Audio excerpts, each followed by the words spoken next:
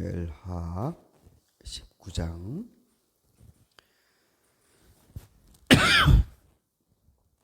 9절에서 18절까지의 말씀을 함께 교독하겠습니다.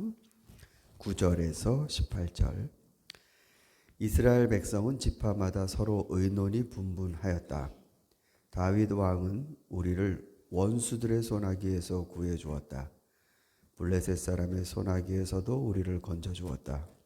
그러나 지금 압살롬을 피해서 이 나라에서 떠나 있다.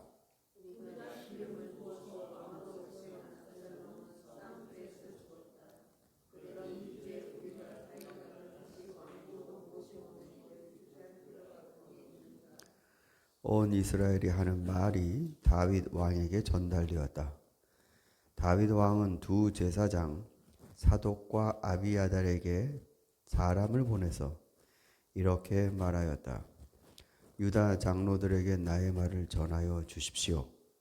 그들이 어찌하여 왕을 다시 왕궁으로 모시는 일에 맨 나중이 되려고 하는지,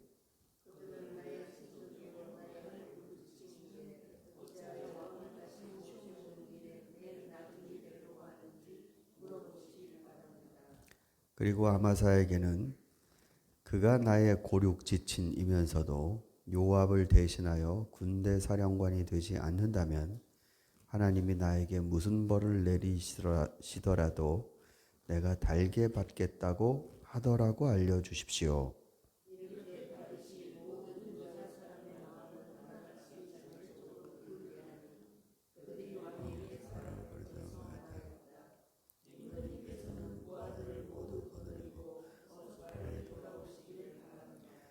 다윗 왕이 돌아오는 길에 요단 강가에 이르렀는데 유다 사람들이 왕을 맞이하여 요단강을 건너게 하려고 이미 길갈에 와 있었다.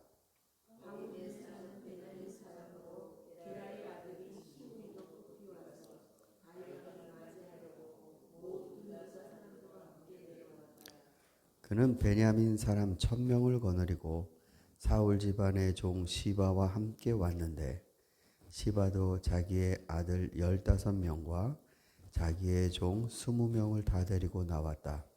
이들은 요단강을 건너서 왕 앞으로 나왔다. 그들은 왕의 가족이 강을 건너는 일을 도와서 왕의 환심을 사려고 나룻배로 건너갔다. 이제 압살롬이 죽자 다윗은 깊은 슬픔에만 잠길 수가 없었습니다. 요압의 말이 굉장히 위협적으로 들렸을 것입니다. 요압은 어떤 면에선 충신이지만 어떤 면에선 다윗에겐 가시 같은 존재입니다. 근데 오늘 우리가 본문에 읽었다시피 다윗이 요압을 대신할 아마사라는 군대 장관을 세웁니다. 그러니까 요압은 해고가 되는 겁니다. 지금 하나님 은혜로 다윗이 다시 예루살렘 성으로 복귀를 하는 그의 말년에 비참하게 그의 신세가 전락될 수 있었지만 하나님이 다시 그에게 그의 자리로 돌아올 수 있는 은혜를 주셨습니다. 그런데 물론 성경을 읽는 사람마다 다 자기 해석 방법이 있겠습니다만 다윗이 지혜롭다고 말하는 사람도 있습니다. 그러니까 흩어진 이스라엘을 다시 통합해서 나라를 안정화시키려고 했다라고 보는 분도 있지만 제가 봤을 때 압살롬 이후에 이 복귀하는 장면이 사실은 이스라엘의 먼 미래의 그 운명까지도 결정짓습니다. 그러니까 그 이전의 문제가 아니라 지금 이 복귀하는 이 상황에서 이스라엘은 엄청난 그러니까 그 운명이 결정되는 판이 짜집니다. 그게 무슨 말인 거 아니에요? 자, 여러분이 복기를 해보시면 다윗 왕은 지금 요단강 건너서 피신해 있고 제사장들이 따라 같이 나오려고 하자 당신들은 나오지 마시오. 당신들은 예루살렘 성 안에 있어서 내 말을 전하거나 상황을 나에게 보고해 주시오. 자, 그런 다음에 이제 다시 강을 건너서 예루살렘으로 들어가려고 하는데 소문이 들린 겁니다. 이스라엘 백성들 안에 다윗 임금을 다시 모셔와야 되지 않겠느냐. 이게 그러니까 충성도가 나오는 거죠. 충성도가. 근데 여러분 생각해 보시면 압살롬이 예루살렘 성전 앞에 딱 이렇게 앉아갖고 어느 지파에서 오시는 누구신지 무슨 사정이 있어서 오시는지 다 듣고 나서 나라면 잘할 텐데 그리고 입 맞춰주고 보내고 그걸 4년간 했다고 그러잖아요. 4년간. 그런 거 다윗이 몰랐을까요? 그냥 그런 짓을 하도록 그냥 내버려 둔 거죠. 그 사이에 무슨 일이 벌어졌냐면 성경을 그 사무엘 15장을 읽어보시면 온 이스라엘의 마음이 압살롬에게로 쏠렸다 그래요. 그러면 오늘 우리가 읽은 본문에서도 우리가 기름 부어서 왕으로 세운 압살롬은 싸움터에서 죽었다 이러거든요. 그러니까 이스라엘 백성의 실질적인 반역은 온 지파마다 다 있었던 겁니다. 압살롬을 선택했으니까. 아니 지금 여기를 보면은 다윗이 누구냐? 우리를 구원해주고 블레셋에서 우리를 또 이 원수의 손아귀에서 끄집어내주고, 그러니까 이 다윗의 이 사모곡을 부르는 겁니다. 다윗이 누구냐? 그 사람 아니었으면 우리 큰일 난 거 아니냐? 아니 그러면은 왜 압살롬이 그 모양으로 아버지를 배반하려고 할 때 왜 거기에 홀딱 빠져요? 아유 다윗 임금님이 자녀를 잘 두셨구만. 이렇게 다윗에 대한 신뢰와 존경을 표하는 게 아니라 다윗은 이제 유효기간이 끝난 것 같다. 압살롬 세우자. 이런 생각을 했단 말입니다. 그럼 다윗 임금이 다시 돌아오는 과정에서 이 이스라엘 백성을 어떻게 하겠습니까? 한 차례 피바람이 불지 않겠습니까? 그러니까 지금 알아서들 이렇게 벌벌 떨면서 지파마다 먼저 가서 모셔오자.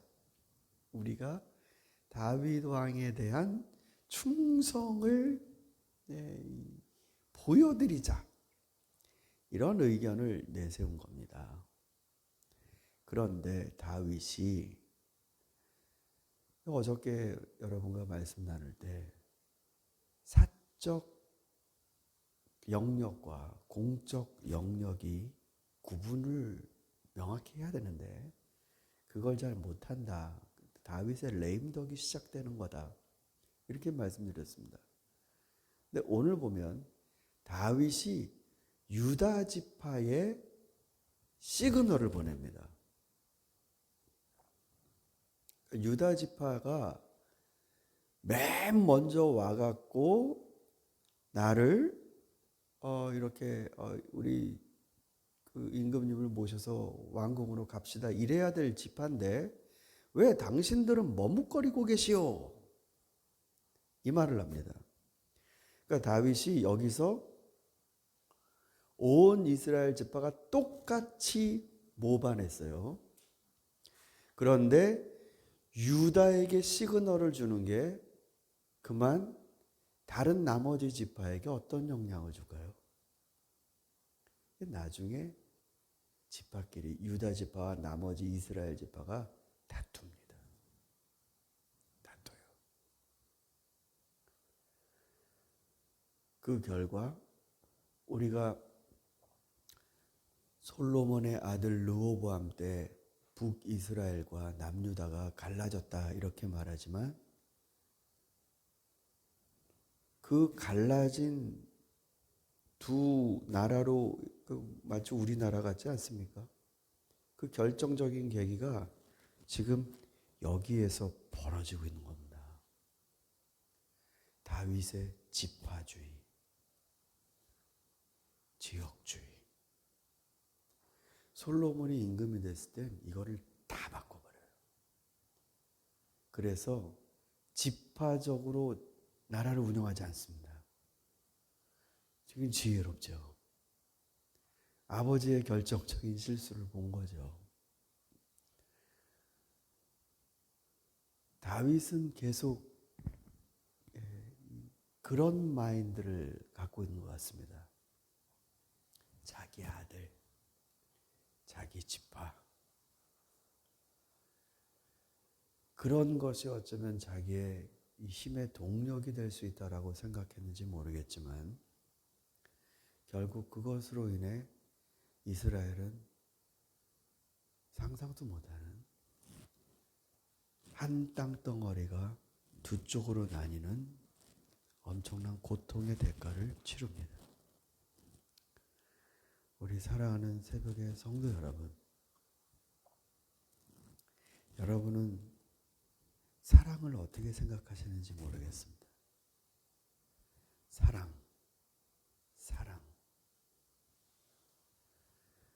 사랑은 내 온갖 것을 다 보여주는 거 아닙니까? 그런데 사랑을 할 때 공적 영역에 대한 사랑, 유다만 귀한 게 아니고, 아니 베냐민 지파 사람 시므이가 요단강 뭐 이렇게 넘어서 피신 갈 때 그렇게 욕을 해대지 않았습니까? 그때 다윗이 하나님의 음성으로 듣고 그걸 넘어간다고요. 그러니까 이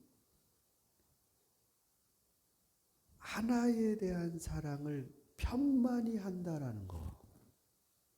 여러분, 그게 우리 그리스도인들에게 아주 중요한 신앙의 과제입니다. 우리들의 사랑은 굉장히 사랑이 없는 게 아니고 특정적이죠. 근데 예수님의 사랑, 하나님의 사랑은 그게 편만하다는 겁니다. 이스라엘 그 선생님들, 바리새파 사람들, 예수님과 논쟁을 벌이는 부분이 바로 그런 거죠. 예수님이 하나님은 악인과 의인에게 똑같이 하나님의 은혜를 베푸시니 너희도 아버지께서 온전하신 것 같이 너희도 온전하라. 똑같이 그 사랑이 편만히 나타난대요.